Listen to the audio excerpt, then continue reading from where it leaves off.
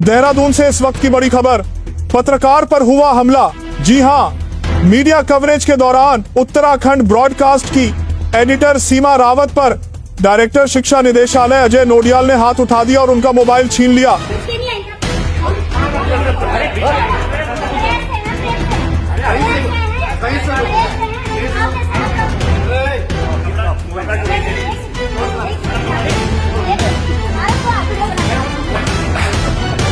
ये पूरी घटना कैमरे में कैद हो गई है और अब सोशल मीडिया पर तेजी से वायरल हो रही है।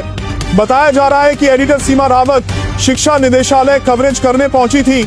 इसी दौरान किसी बात को लेकर डायरेक्टर शिक्षा अजय नोडियाल और सीमा रावत के बीच तीखी नोकझोंक हो गई। विवाद इतना बढ़ गया कि अजय नोडियाल ने कथित तौर पर पत्रकार पर हाथ उठा दिया और फिर उनका मोबाइल फोन छीन लिया। घटना का वीडियो अब वायरल हो चुका है, जिसे देखने के बाद लोगों में गुस्सा और सवाल दोनों उभरकर सामने आए हैं। मीडिया संगठनों ने इस घटना की कड़ी निंदा की है और अधिकारी के खिलाफ कार्रवाई की मांग की है। सोचिए, अगर पत्रकार ही मैदान में सुरक्षित नहीं है तो सच्चाई कौन दिखाएगा? क्या ये पत्रकारिता की आजादी पर हमला नहीं है? लोकतंत्र में कलम पर हाथ उठाना हर उस आवाज को दबाने जैसा है जो सच कहती है। दोस्तों, ये मामला सिर्फ एक पत्रकार का नहीं, ये सवाल है मीडिया की आजादी का। पूरा वीडियो जरूर देखें और अपनी राय कमेंट में बताएं।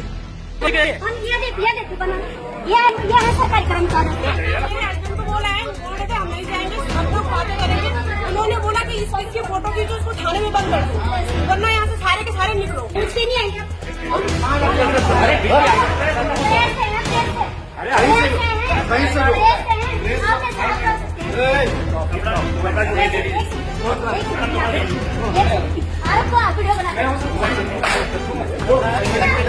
ये डायरेक्टर है यहाँ पर, इन्होंने इस बात को अपनी बखूबी समझ लिया है। जो फरियादी है उनके साथ बदतमीजी की जा रही है, पत्रकार यहाँ पर वर्षा लेने वाले उनके साथ बदतमीजी की जा रही है। ये किस तरीके का डायरेक्टर है? अपने आप को सरकारी कर्मचारी है, ये अपने आप को सरकार से ऊपर समझते हैं, ये अपना ये ब्यूरोक्रेट्स अपने आप को सरकार से ऊपर समझते हैं। ये देखिए, ये डायरेक्टर का नाम है और ये यहाँ पर जो फरियादी आई उनके साथ किस तरीके से बदतमीजी कर रही है। क्या बोलना चाहेंगे आप? ये इन्होंने मेरा चश्मा भी तोड़ा और ये सब बदतमीजी कर रहे हैं, अंदर जाने नहीं दे रहे कि बोल रहे हैं कि आप बाहर जाइए, यहाँ से निकले। किस तरीके से आपने व्यवहार किया आपके साथ? वो बहुत ही ऑड व्यवहार है, लड़कियों को भी भगा रहे हैं।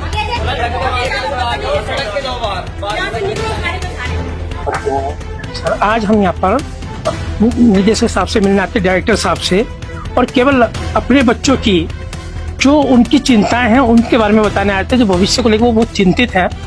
अनफॉर्चुनेटली हो क्या रहा है, जो बच्चे यहाँ से उत्तराखंड की डाइट का एंट्रेंस पास करके, जिन्होंने 2 साल लगातार परिश्रम करके जो डाइट से अब शिक्षण प्राप्त कर रहे हैं, उनको इस विज्ञप्ति में केवल कुछ समय के कारण उनको वंचित रखा जा रहा है। और जो बच्चे बाहर के दूसरे प्रदेशों से करके आए हैं डाइट, उनको जो है मौका दिया जा रहा है। हमारी उनसे प्रार्थना यह है कि वो हमारे बच्चों के भविष्य को ध्यान में रखते हुए हमें केवल कुछ समय की मोहलत दें, ताकि हमारे बच्चे भी उसमें बैठ सकें। वो डिजर्विंग कैंडिडेट हैं, उनको वो देखें। हम उत्तराखंड से आए हुए हैं, उत्तराखंड के उधम सिंह नगर से, कुछ बागेश्वर से हैं, 13 डाइटों से सभी आए हैं। हाँ, कोई टेहरी से आए, उत्तरकाशी से। मीटिंग तो अभी निराशाजनक है साहब। अब केवल सरकार के हाथ में, सरकार हमें क्या इसका वो देखती है, पर अभी तो हम निराशा में हैं और हमारे बच्चे बहुत ही ज्यादा तनाव में हैं साहब। वो बहुत परेशान है कि इतना मेहनत करके फायदा क्या है उत्तराखंड बनने का? उत्तराखंड वासियों को फायदा नहीं हो रहा तो फिर फायदा क्या है? हमने बोला कि वो कह रहे थे कि यहाँ से बाहर जाओ बाहर जाओ बाहर। तो हमने कहा बात तो आपसे सिर्फ 3-4 लोग करेंगे, ये लोग यहाँ खड़े हैं बैनर लेके, तो कह रहे हैं this is not the right way, ऐसे बोलने लग गए। फिर उन्होंने, मैं वहाँ पे था तो मेरा हाथ खींचा और कह रहे हैं कि अभी पुलिस के हवाले कर देंगे, यहाँ से निकलो। और चश्मा मेरा था, उन्होंने उसको पूरा हाथ में बोला इसको नीचे रखो। मेरा आए में थोड़ा प्रॉब्लम है तो धूप छाया वाला चश्मा मेरे पास था। तो उसके बाद हमारे पास उस टाइम मीडिया भी कोई था नहीं, तो हम लोग सब नीचे आ गए क्योंकि वहाँ पे बहुत ज्यादा वो हो रहा था। वो लोग को सीधे बाहर हटा रहे थे कि यहाँ से भागो कर, यहाँ पे आप सिर्फ बाद में आना। और फिर कह रहे हैं कि वो एक मीटिंग में है जबकि मीटिंग में नहीं थे, वो अंदर ही कुछ टाइम पास कर रहे थे। आके फिर उन्होंने मेरा हाथ खींचा, उसके बाद हम लोग नीचे आ गए। डायरेक्टर साहब ने किसी भी प्रकार का कोई भी आश्वासन नहीं दिया। हमने जितनी भी रिक्वेस्ट करी वो बार बार यही कहते रहे मंत्री के पास जाए या वहाँ जाए, वो उन्होंने कहा हम आपकी कोई भी मदद नहीं करेंगे। हमें उनसे कोई उम्मीद है नहीं। हमारा तो जो कहना, जब ये सरकार ने एंट्रेंस एग्जाम दे रखे, जो बच्चे एग्जाम दे गए उन्हें तो ले नहीं रहे, और जो प्राइवेट स्कूलों में करो फिर रहे उन्हें ले रहे। हम तो कह रहे उन्हें भी ले लो, पर हमारे बच्चों को शामिल करो। हमारे बच्चों की गलती क्या, 10 दिन के ऊपर तुम सारा ड्रामा कराने लग रहे। हमारे बच्चों को इसमें शामिल करो, नहीं तो हम भूख हड़ताल भी करेंगे और जो हमारे पे होगा वो भी करेंगे। क्या कोर्ट में भी जाना पड़ो, हटने के नहीं किसी काम से। आपको ये कह रहे हैं कि उत्तराखंड से डायरेक्ट करने के बाद आप पछता रहे? हाँ बिल्कुल बिल्कुल पछता रहे जी। 2 साल बच्चों के बर्बाद हो रहे इस तरह। तो कल को सरकार पता नहीं क्या नियम काट दे, पता नहीं सुपर टैक्स काट दे।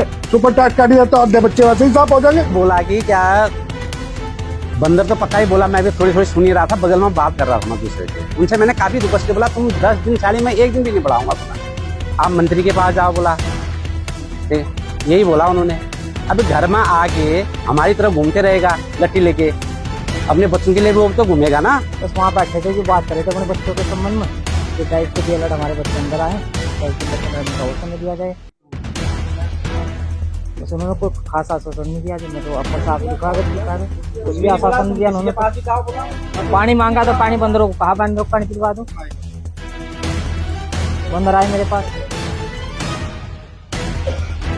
सर हम बस इतना ही कहना चाहेंगे कि थोड़ा सा व्यवहार नरमी रखा जाए, और जो इतने दूर से उम्मीद लेके आए हैं पेरेंट्स अपने बच्चों के लिए, भाई बहनों के लिए, उनकी बात को गंभीरता से लिया जाए और उनको जो भी उनकी मांगे हैं उनको उसको सोचें और उस चीज़ को उनको मौका दे करके। कई बार अधिकारियों पे वर्कलोड होता है, कई सारे डिपार्टमेंट होते हैं उनके पास, और इस नाते कई बार ये भी होता है कि इतनी सारी पब्लिक और भीड़ देख करके कई बार अधिकारियों का सब्र का पैमाना छलक जाता है। लेकिन इसमें ऐसी चिंताजनक कोई बात नहीं है। और हमारी डायरेक्टर साहब से और आदरणीय शिक्षा सचिव जी से भी बात हुई है, और हमने जो पेरेंट्स और ये जो डीएलएड वाले बच्चे हैं, डाइट डीएलएड के, इनकी जो भावनाएं हैं उनसे सभी को अवगत कराया है, और वो इनकी समस्याओं से अवगत भी हैं और सहमत भी हैं, और ये जेन्युइन सी बात है। और हमने उनसे रिक्वेस्ट की है कि ये देखते हुए कि ये जो बच्चे हैं ये वो बच्चे नहीं हैं जो शटर वाले स्कूल में पढ़ें और केवल फीस दे करके जाएं नहीं, ये क्रीम बच्चे हैं। अभी तक के इतिहास में कभी ऐसा नहीं हुआ कि अगर 600 बच्चों का बैच रहा होगा तो 600 बच्चे ही टीचर बने होंगे। इसमें से बच्चे पीसीएस में निकल गए, कई सारी और अच्छी सेवा में चले गए। क्रीम बच्चे हैं। तो हमारा ये कहना था कि भाई क्रीम बच्चे हैं, अगर ये बच्चे इनको यहीं रोक लो आप। अगर ये बच्चे अगर हमारे बच्चों को पढ़ाएंगे, ये अभ्यर्थी हमारे बच्चों को पढ़ाएंगे, तो हमारे उत्तराखंड का भविष्य कल के दिन क्या होगा।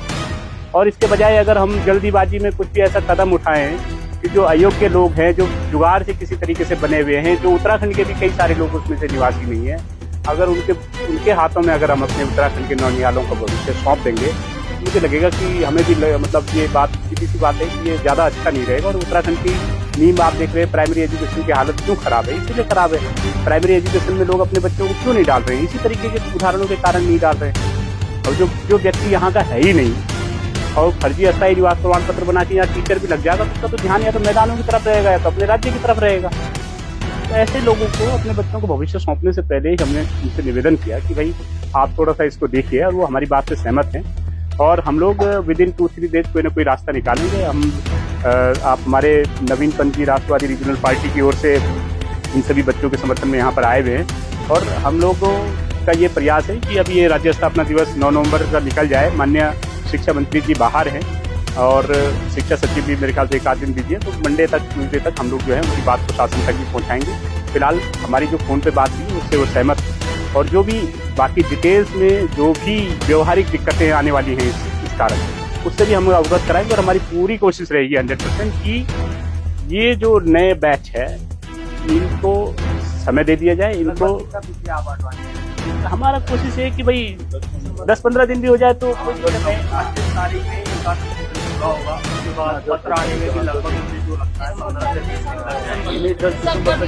वही हमारी कोशिश है कि कहाँ इतनी देर कर दी आप लोग, तो वही हमारी मांग भी है कि इतना तक हो जाए तो हम लोग कोशिश,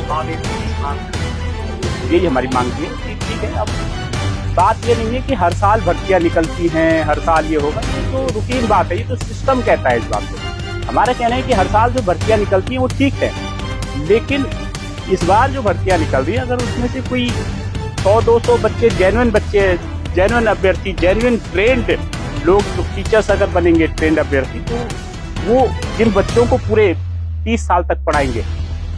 तो ये सवाल इस बात का नहीं है कि हर साल निकलती है, सवाल इस बात का है कि जो भर्ती होंगे, अगर 100-200 गलत लोग होंगे जो 30 साल तक यहाँ पे पढ़ाएंगे, और 100-200 लोग अगर 3 बच्चे सेलेक्ट हो गए और वो पढ़ाएंगे तो वो 30 साल तक पढ़ाएंगे, तो अंतर अपने आप में लॉन्ग टर्म उसमें ये बड़ा अंतर है। इसीलिए हमने कहा कि थोड़ा सा संवेदनशीलता, थोड़ा सा इसका परिचय दीजिएगा, थोड़ा सा जन भावनाओं का ध्यान रखिए, मुझे लगता है कि चीजें ठीक होगी।